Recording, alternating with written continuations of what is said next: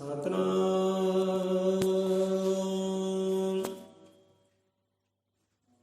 वही एक ब्रह्म, वही एक ब्रह्म, वही एक ब्रह्म। अजर अमर अडोल, निश्चल पुरुषोत्तम सर्वपूर्ण श्री गुरु वाल्मीकि भगवान जी सया सचराचरम।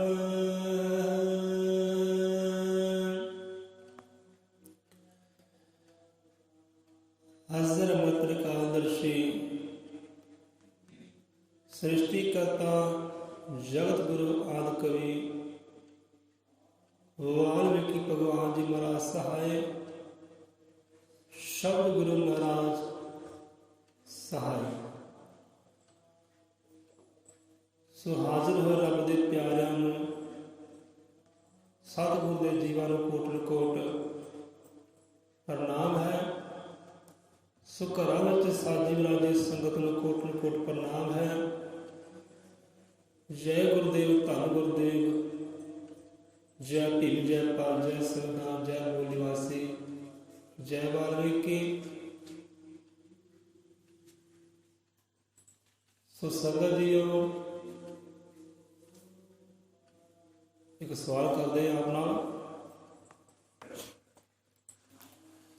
मान लो कि तुहानू इस घर के अंदर या संसार विच विचरदे ਜਾਂ अपने घर के अंदर कोई भी जीव आपनू शर्मसार करता है, बेइज्जत करता है, आप दा अपमान करता है, आप अंदर कोई कमी त्रुटि दसदा है ਜਾਂ आपकी गरीबी का मजाक उड़ाता है, निमाना कहता है, तो तुसीं की करोगे?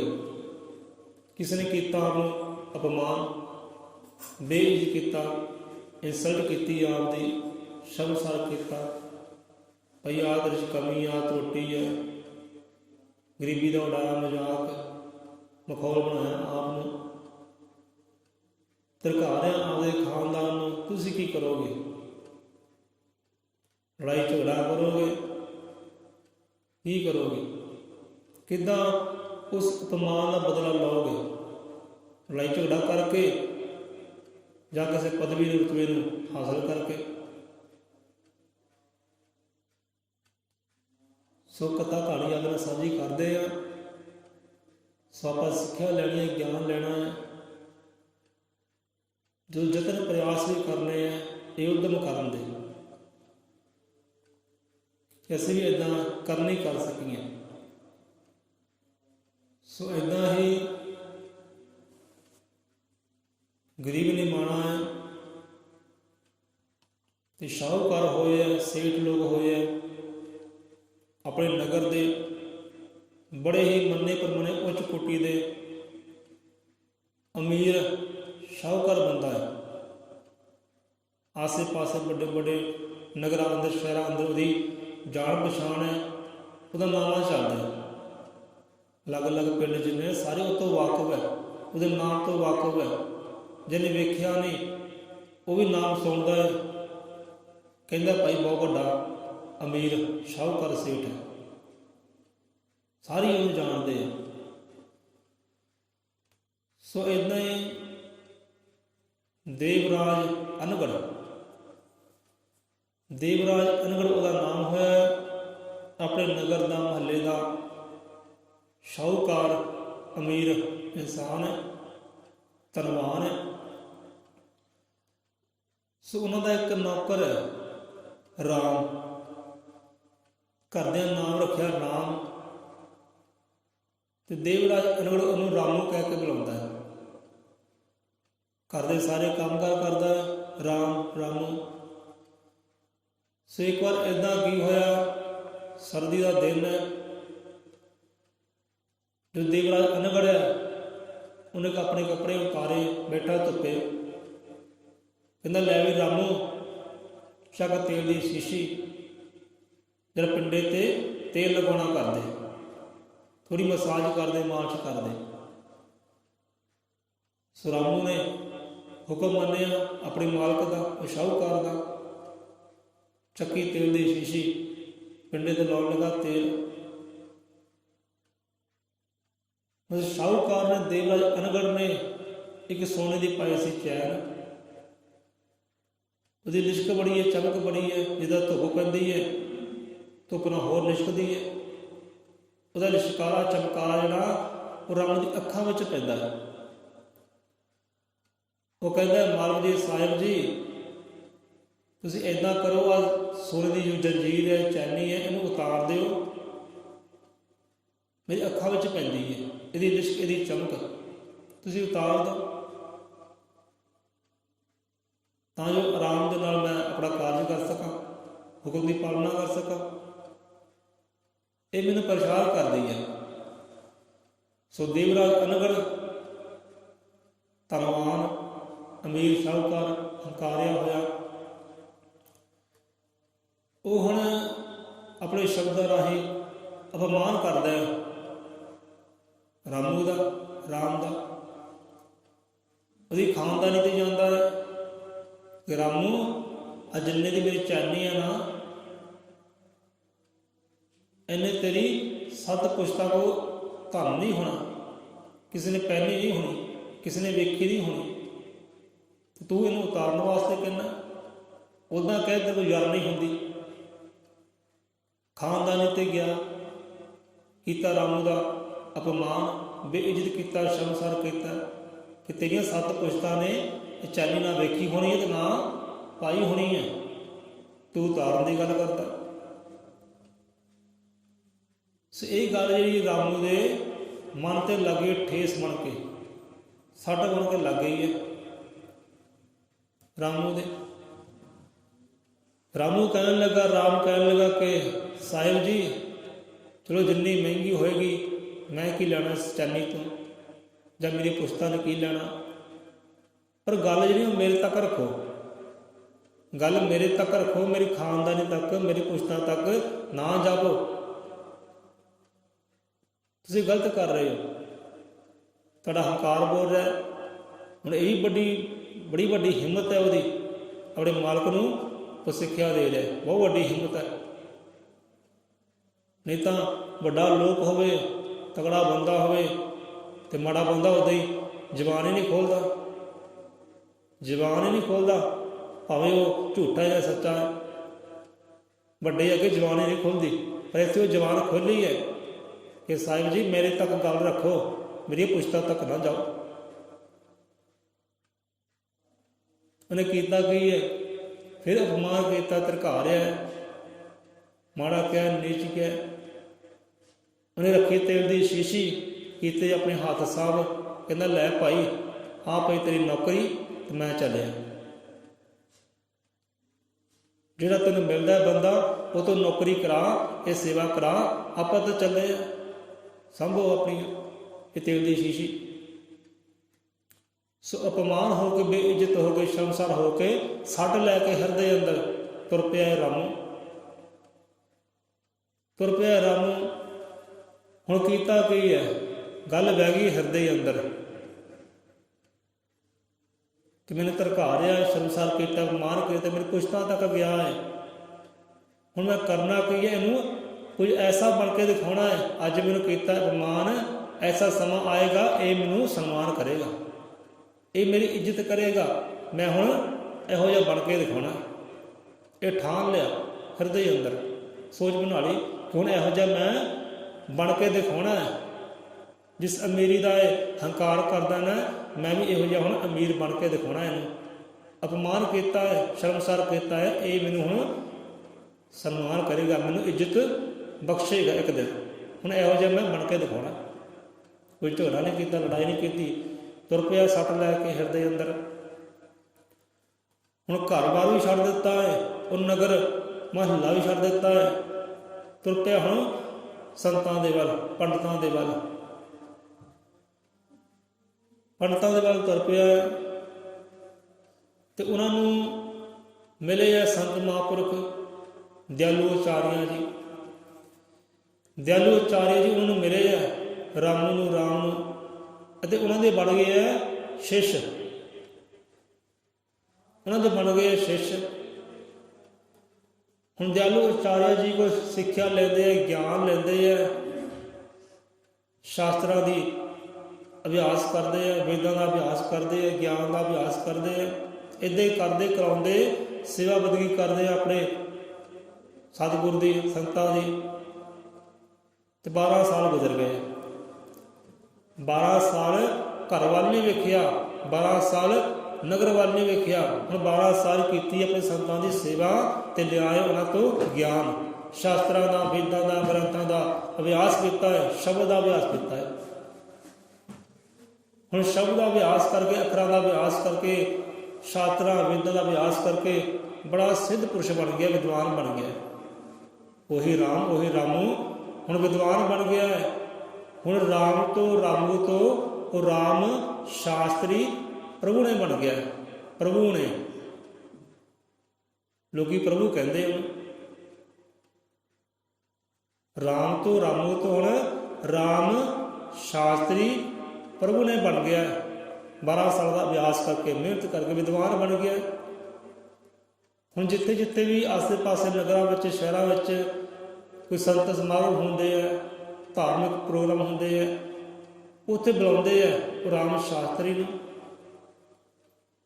राम शास्त्री बुलाउंदे है तो जो वेदां दा ज्ञान है, अखरी ज्ञान है, शब्द ज्ञान है, जो अभ्यास किया, जो कमाई की, जो सतगुर तो सिक्ख्या लई, हुण ओहदा करदा है प्रचार। हज़ारां लोकां विच खड़ के, सभा विच खड़ के प्रचार करता है ब्रह्म के ज्ञान का। तो सारे बड़े निहाल होंदे, बड़े खुश होंदे, सिक्ख्या लेंदे, उतो वाह वाह कहते हैं, सिफतां करदे उहदियां। हुण ऐदां ही शहर के अंदर हुंदा है समागम। शहर के अंदर हुंदा समागम, उत्ते ही वो देवराज अनगढ़ नूं बुलाया जाता है। जे मान लो अपने घर के अंदर कोई सत्संग होंदा है, कोई प्रगट दिहाड़ा गुरुआं दा मनाउंदे आ, तो करदे की है, वड्डे वड्डे मिनिस्टरां नूं मंगाउंदे आ, प्रधानां नूं मंगाउंदे आ, ले फलाने प्रधान नूं इत्थे चिट्ठी पत्र भेजो, वो इत्थे आवे, अपना प्रचार करे, गलबात साझी करे। लै फलाना नेता है, उन्होंने बुलाने सत्संग के अंदर, थोड़ी शान बढ़ेगी, कोई विचार साझा करे। हुंदा आया ना, अपने अपने महल्ले भी इदा हुंदा आया। लै संगत से गिलचे ने बुला लो, फलाने ने बुला लो, फलाने प्रधान ने बुला लो। इदा ही हुण देवराज अनगढ़ का नाम बहुत है, शाहूकार अमीर है। हुण देवराज अनगढ़ नूं समागम के अंदर बुलाया गया है। तो हुण वारी आई है राम शास्त्री की। हुण अपना ज्ञान का प्रकाश करन लगा राम शास्त्री। घंटे 2 घंटे उन्हें ज्ञान का प्रकाश किया, ब्रह्म का ज्ञान बख्शे किया सारिया संगतां नूं। ते समागम होया समाप्त। हुण लॉसमेंट हुई कि लै भी देवराज जो अनगढ़ है ना, वो हुण सम्मानित करनगे राम शास्त्री नूं।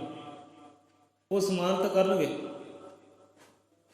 इन्होंने ब्रह्म का ज्ञान बख्शे किया है, इन्नी सोझी बख्शी की है। हुण देवराज अनगढ़ है, बड़े अमीर है, शाहूकार है, बड़ा नाम उन्होंने, वो इन्हों अपने हथी सम्मानित करके ट्रॉफी देणगे या कोई रुमाला देणगे। हुण समा आ गया। हुण देवराज अनगढ़ है, बड़ा हैरान परेशान होया, बड़ा शर्मसार होया, पछताताप होया अपनी करनी ते। चेता आया वो समा, ये तो उही राम है, वही रामू है, अज अपने हथी समानत करांगा। किदां दी घड़ी आ गई। वो समा से इनू अपमान किया, बेइज्जत किया, धरकारिया से, अज हथी समान करांगा। पछतावा होया, पछताउंदा है वो घड़ी। हुण गया स्टेज के उपर, पहला तलिया मैक, ते मैक दे विच हुण देखो पछताताप, जिवें सतगुरु कहंदे ना, हिरदियों पछताताप कर मन लीते जिन्ना दोष, बख्शियां उन्होंने मुक्तियां समझ गुरां निर्दोष। जिन्होंने हिरदे तो पछताताप करके माफ़ी मंग ली कि भाई मैनू माफ़ कर, ਤਾਂ ਪਰਮਾਤਮਾ ਬਖਸ਼ਣਹਾਰ ਹੈ, ਸਤਿਗੁਰ ਬਖਸ਼ਣਹਾਰ ਹੈ, ਬਖਸ਼ ਲੈਂਦੇ ਹੈ। ਜੋ ਹਿਰਦੇ ਤੋਂ ਪਛਤਾਤਾਪ ਕਰ ਲੈਂਦੇ ਕਿ ਮੈਨੂੰ ਮਾਫ਼ ਕਰੋ ਦਾਤਾ। ਫਿਰ ਸਤਿਗੁਰੂ ਮਹਾਰਾਜ ਪਰਮਾਤਮਾ ਬੇਸਮਝ ਜਾਣ ਕੇ, ਬੇਸਮਝੀ ਵਿੱਚ ਹੋਇਆ ਕਾਰਜ, ਜਾ ਤੈਨੂੰ ਬਖਸ਼ਿਆ, ਮੁਕਤੀਆਂ ਬਖਸ਼ ਕਰ ਦਿੰਦੇ, ਜੁਗਤੀਆਂ ਬਖਸ਼ੀ ਕਰ ਦਿੰਦੇ, ਰਹਿਮਤਾਂ ਕਰ ਦਿੰਦੇ ਆ। ਹਿਰਦੇ ਪਛਤਾਤਾਪ ਕਰ ਮਨ ਲੀਤੇ ਜਿੰਨਾ ਦੋਸ਼, ਉਹਨਾਂ ਨੂੰ ਬਖਸ਼ੀਆਂ ਮੁਕਤੀਆਂ। ਮੁਕਤ ਕਰ ਦਿੱਤਾ ਹੈ ਸਾਰੇ ਦੁੱਖਾਂ ਤੋਂ, ਕਲੇਸ਼ਾਂ ਤੋਂ, ਉਹਨਾਂ ਨੂੰ ਬਖਸ਼ੀਆਂ ਮੁਕਤੀਆਂ। ਸਮਝੋ ਗਰਾਂ ਨਿਰਦੋਸ਼ ਕਿ ਭਾਈ ਤੇਰਾ ਕੋਈ ਦੋਸ਼ ਨਹੀਂ ਸੀ, ਉਹ ਸਮਾਂ ਹੀ ਇਹੋ ਜਿਹਾ ਸੀ, ਉਹ ਹਾਲਾਤ ਹੀ ਇਹੋ ਜਿਹੇ ਸੀ। ਹੁਣ ਜਿੱਦਾਂ ਦੇ ਹਾਲਾਤ ਬੰਦਾ ਉਦਾਂ ਦਾ ਹੋ ਜਾਂਦਾ, ਕਦੇ ਚੁੱਪੜੀਆਂ ਸੁੱਟੇ ਤੇ ਕਦੇ ਸੁੱਕੀਆਂ ਵੀ ਖਾਂਦਾ। ਆ ਜਾਂਦਾ ਨਾ ਸਮਾਂ, ਸਮਾਂ ਹੁੰਦਾ ਬੰਦਾ ਚੁੱਪੜੀਆਂ ਸੁੱਟਦਾ, ਵਗਾਹ ਵਗਾਹ ਮਾਰਦਾ ਚੁੱਪੜੀਆਂ ਨੂੰ। ਉਹ ਸਮਾਂ ਸੀ ਵਗਾਹ ਵਗਾਹ ਮਾਰਦਾ ਚੁੱਪੜੀਆਂ, ਤੇ ਸਮਾਂ ਆ ਜਾਂਦਾ ਹੈ, ਹਾਲਾਤ ਇਹੋ ਜਿਹੇ ਆ ਜਾਂਦੇ, ਫਿਰ ਸੁੱਕੀਆਂ ਨੂੰ ਵੀ ਤਰਸਦਾ ਹੈ ਵੀ ਸ਼ਾਇਦ ਸੁੱਕੀ ਮਿਲ ਜਾਏ। ਜਿੱਦਾਂ ਦੇ ਹਾਲਾਤ ਹੁੰਦੇ ਹੈ ਬੰਦਾ ਉਦਾਂ ਦਾ ਬਣ ਜਾਂਦਾ ਹੈ। ਪਿਆਰੇ ਤੇਰਾ ਦੋਸ਼ ਕੋਈ ਨਹੀਂ ਹੈ। ਸੋ ਮਾਫੀ ਮੰਗੀਏ ਭਰੀ ਸਭਾ ਦੇ ਵਿੱਚ ਰਾਮ ਸ਼ਾਸਤਰੀ ਜੀ ਕੋ ਕਿ ਮਹਾਂਪੁਰਖ ਵਿਦਵਾਨ ਜੀਓ ਮੈਨੂੰ ਕਰੋ ਮਾਫ।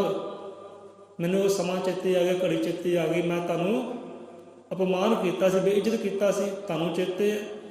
ਉਹ ਕਹਿੰਦੇ ਨਹੀਂ, ਸਾਨੂੰ ਚੇਤੇ ਨਹੀਂ। ਚੇਤੇ ਸਭ ਕੁਝ ਸੀ, ਇਹਦੇ ਸਾਨੂੰ ਚੇਤੇ ਨਹੀਂ।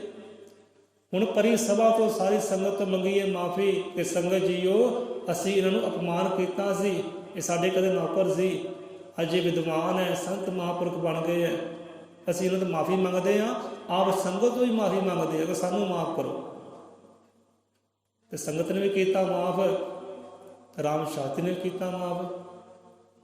ਤੇ ਕਹਿਣ ਲੱਗੇ ਕਿ ਨਹੀਂ ਦੇਵਰਾਜ ਅਨਗੜ ਜੀ, ਜੇ ਤੁਸੀਂ ਸਾਨੂੰ ਅਪਮਾਨ ਨਾ ਕਰਦੇ, ਬੇਇੱਜ਼ਤ ਨਾ ਕਰਦੇ, ਨਾ ਧਿਰਕਾਰਦੇ, ਤੇ ਆਹ ਸਮਾਂ ਆਉਂਦਾ ਹੀ ਨਾ, ਅਸੀਂ ਵਿਦਵਾਨ ਕਦੇ ਬਣਦੇ ਹੀ ਨਾ, ਸੰਤ ਕਦੇ ਬਣਦੇ ਹੀ ਨਾ।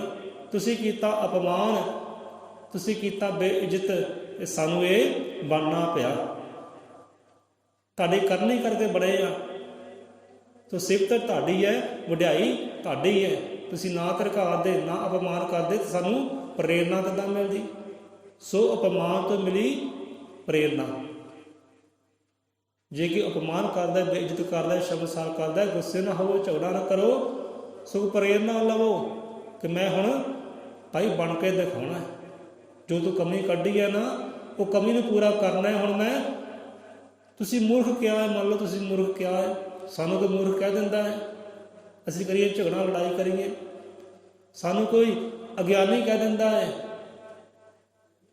ਤੇ ਸਾਡੀ ਕੋਸ਼ਿਸ਼ ਪ੍ਰਯਾਸ ਇਹ ਹੋਣਾ ਚਾਹੀਦਾ, ਭਾਈ ਤੂੰ ਮੈਨੂੰ ਅਗਿਆਨੀ ਕਿਹਾ, ਮੈਂ ਹੁਣ ਤੈਨੂੰ ਗਿਆਨੀ ਬਣ ਕੇ ਦਿਖਾਉਣਾ।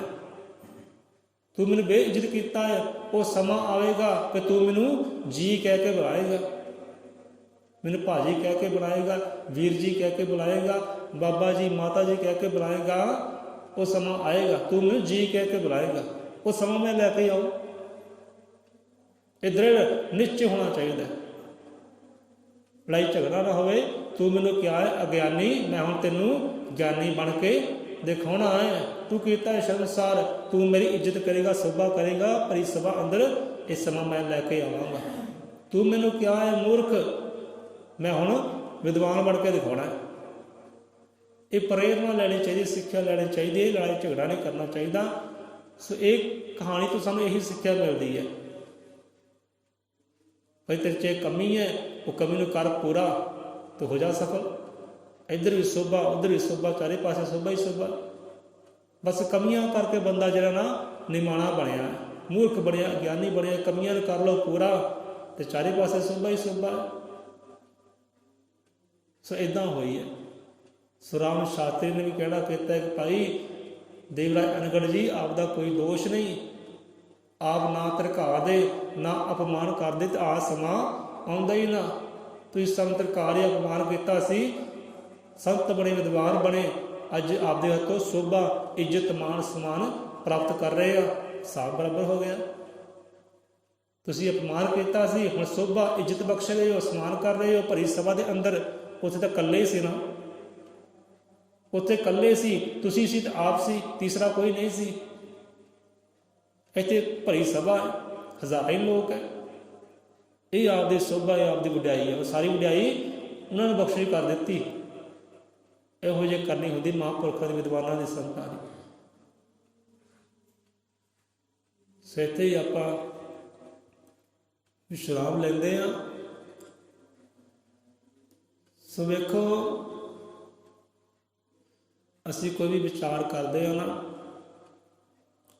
ਇੱਕ ਵਿਸ਼ਾ ਚੁਣ ਲੈਂਦੇ ਆ, ਸਬਜੈਕਟ ਚੁਣ ਲੈਂਦੇ ਆ ਕਿ ਭਾਈ ਆਹ ਵਿਸ਼ਾ ਹੈ, ਆਹ ਸਬਜੈਕਟ ਹੈ, ਇੱਥੇ ਆਪਾਂ ਗੱਲ ਕਰਨੀ, ਇੱਥੇ ਵਿਚਾਰ ਕਰਨੀ ਹੈ। ਹੁਣ ਕੋਈ ਰੱਬ ਦੇ ਪਿਆਰੇ, ਸਤਿਗੁਰ ਦੇ ਪਿਆਰੇ ਹੈ ਇਹੋ ਜਿਹੇ ਵੀ ਸਾਡੇ ਸੰਗੀ ਸਾਥੀ ਪ੍ਰੇਮੀ ਹੈ, ਸਾਡੇ ਨਾਲ ਥੋੜ੍ਹਾ ਪ੍ਰੇਮ ਰੱਖਦੇ ਆ, ਉਹ ਸਾਨੂੰ ਕਹਿ ਦਿੰਦੇ ਆ ਭਾਈ ਆਹ ਵਿਸ਼ਾ ਅਸੀਂ ਤੁਹਾਨੂੰ ਦਿੰਦੇ ਹਾਂ, ਆਹ ਵਿਸ਼ੇ 'ਤੇ ਤੁਸੀਂ ਗੱਲ ਕਰੋ। ਤੁਸੀਂ ਗੱਲ ਕ੍ਰੋਧ 'ਤੇ ਕਰੋ, ਕਾਮ 'ਤੇ ਕਰੋ, ਭੁੱਖ ਪਿਆਸ 'ਤੇ ਕਰੋ, ਸ਼ਬਦ 'ਤੇ ਕਰੋ, ਕੀਰਤਨ 'ਤੇ ਕਰੋ। ਇਹ ਤੁਹਾਨੂੰ ਵਿਸ਼ਾ ਦਿੱਤਾ, ਇਹ ਵਿਸ਼ੇ 'ਤੇ ਗੱਲ ਕਰੋ। ਬਾਣੀ ਕੀ ਕਹਿੰਦੀ ਹੈ, ਗੁਰੂ ਮਹਾਰਾਜ ਕੀ ਕਹਿੰਦੇ ਆ। ਸਾਡੀ ਸੋਚ ਉਹੀ ਹੁੰਦੀ ਹੈ, ਬਾਰ-ਬਾਰ ਸੋਚ ਉੱਧਰ ਜਾਂਦੀ ਹੈ, ਉਹ ਵਿਸ਼ੇ ਵੱਲ, ਸਬਜੈਕਟ ਦੇ ਵੱਲ। ਹਮੇਸ਼ਾ ਪਿਆਰਿਆਂ ਨੇ ਦਿੱਤਾ ਹੈ, ਹੁਣ ਇਹਦਾ ਹੱਲ ਵੀ ਲੱਭੀਏ।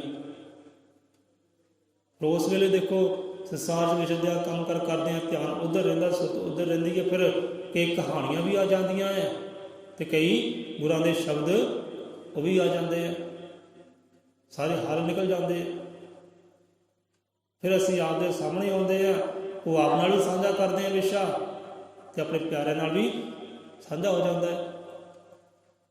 ਸੋ ਇੱਕ ਵਿਸ਼ਾ ਅਸੀਂ ਆਪ ਨੂੰ ਦਿੰਦੇ ਹਾਂ, ਕਰਿਓ ਮਨਜ਼ੂਰ। ਬੜੇ ਸਾਲ ਹੋ ਗਏ ਆਪ ਨੂੰ ਵੀ, ਬੜੇ ਮਹੀਨੇ ਹੋ ਗਏ ਆ ਸਤਸੰਗ ਕਰਦੇ ਆ, ਸਤਸੰਗ ਸੁਣਦੇ ਆ। ਇੱਕ ਵਿਸ਼ਾ ਅਸੀਂ ਆਪ ਨੂੰ ਦਿੰਦੇ ਹਾਂ, ਉਹ ਵਿਸ਼ਾ ਹੈਗਾ ਸਰਦਾਰ। ਇਹ ਵਿਸ਼ੇ ਤੁਸੀਂ ਕੱਲ੍ਹ ਨੂੰ ਸੋਚ ਲੈ ਕੇ ਆਉਣੀ, ਆਪਣੇ ਵਿਚਾਰ ਲੈ ਕੇ ਆਉਣੇ, ਭਾਵੇਂ 2 ਮਿੰਟ ਦਾ ਹੋਵੇ, 1 ਮਿੰਟ ਦਾ ਹੋਵੇ। ਸਰਦਾਰ 'ਤੇ ਤੁਸੀਂ ਆਪਣਾ ਵਿਚਾਰ ਲੈ ਕੇ ਆਉਣਾ ਕਿ ਸਰਦਾਰ ਕੌਣ ਹੈ, ਕਿਹਨੂੰ ਸਰਦਾਰ ਕਹਿੰਦੇ ਆ। ਕਿ ਜਿਹਨੇ ਦਾੜੀ ਰੱਖੀ ਹੈ, ਕੇਸ ਰੱਖੇ ਹੈ, ਸਿਰ 'ਤੇ ਪੱਗ ਹੈ, ਉਹੀ ਸਰਦਾਰ ਹੈ, ਦੂਸਰਾ ਸਰਦਾਰ ਨਹੀਂ ਹੈ। ਜਿਹੜਾ ਸਿਰ ਤੋਂ ਗੰਜਾ ਹੈ, ਸਿਰ 'ਤੇ ਵਾਲ ਹੀ ਕੋਈ ਨਹੀਂ ਹੈ, ਮੂੰਹ 'ਤੇ ਕੋਈ ਵਾਲ ਨਹੀਂ, ਚਿਹਰੇ 'ਤੇ ਕੋਈ ਵਾਲ ਨਹੀਂ ਹੈ, ਕੀ ਉਹ ਸਰਦਾਰ ਨਹੀਂ ਹੈ। ਇਹ ਤੁਸੀਂ ਵਿਚਾਰ ਕਰਨੀ ਹੈ ਕੱਲ੍ਹ ਨੂੰ। ਇਹ ਤੁਹਾਨੂੰ ਵਿਸ਼ਾ ਦਿੱਤਾ, ਸਬਜੈਕਟ ਦਿੱਤਾ।